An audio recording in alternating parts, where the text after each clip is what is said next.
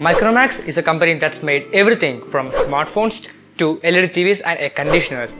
But did you know that Micromax has its own web browser? Well, that's just one of the 15 things you did not know about Micromax. So the initial impression when you open the web browser is a bit wacky. The interface, the buttons, everything is very different from what you get to see on other web browsers. Also, one really big thing that kept annoying me was the unwanted ads and notifications you get.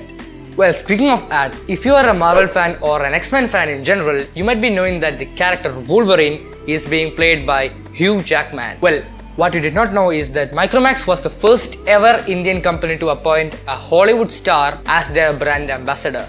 The actor endorsed the Canvas series for Micromax. Well, way before the Canvas series, Micromax actually had their Andro series. Their first ever smartphone was the Andro A60. It was launched in 2010 at a price of 6,999 rupees. It had a 2.8-inch TFT LCD screen and ran on Android 2.1 Eclairs. And it is no wonder it was well received by the Indian audience. But the Andro A60 was only their first smartphone. Their first ever mobile phone was launched in 2008. It was named Micromax X1i, priced modestly and with a battery life of 30 days.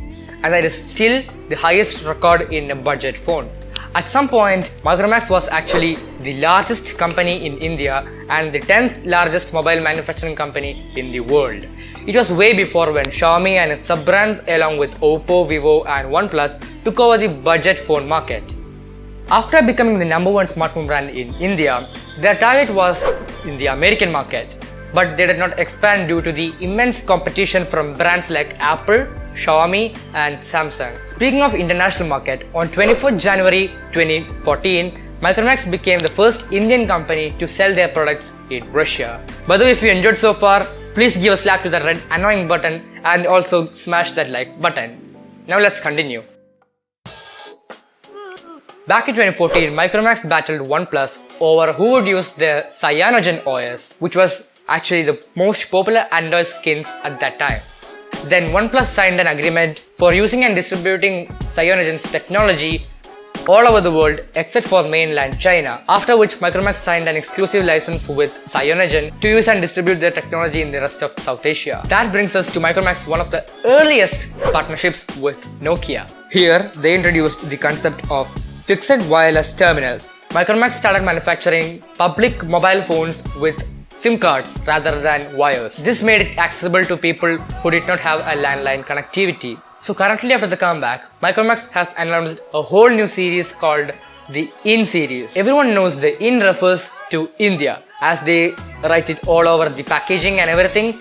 But there is something that I noticed personally. I don't know if it's correct, but the IN in the branding might also refer to the company's full name, Micromax Informatics. This might not be correct, but I just thought it is a cool one. Micromax has invested a huge amount to the Make in India initiative. This also helped the brand to strengthen its popularity in India and in the rest of the world. Back in 2010, Micromax partnered up with Moju, a company known for producing lightweight Android smartphones. Together, they produced the Moju T on 22nd October 2010. But the partnership was not at all a success as the device did not sell a lot.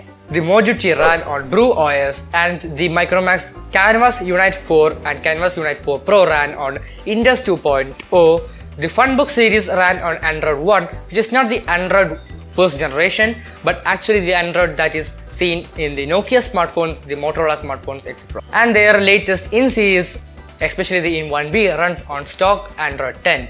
So this simplifies the fact that Micromax has not only tried a single OS but has gone through and partnered up with different companies to test out different OS and finally has landed upon a stock Android like UI. Speaking of stock Android, what you did not know is that actually the IN series, except for IN 1B, does not run on stock Android. Well, when the leaks and the device initially was released, everyone thought it was stock Android. But what actually Micromax has done is, for all the other two devices, they made a custom UI inspired from the stock Android, but they also contributed some of their own stuff into it and finally baked a custom UI similar to the stock Android. There are several factors why Micromax failed. One of the major reasons for the downfall is actually the launch of the Reliance Jio 4G. The primary mistake was that they did not venture into the 4G market at the right time. This also helped the brand to Okay. Oof, that's pretty much it. If you like this video, comment down below if you want more of these kind of videos, because I just love researching about these companies and talking about them to you. So if you have any suggestions, comment them down below. And my name is Nived. Until next video, I'll see you later.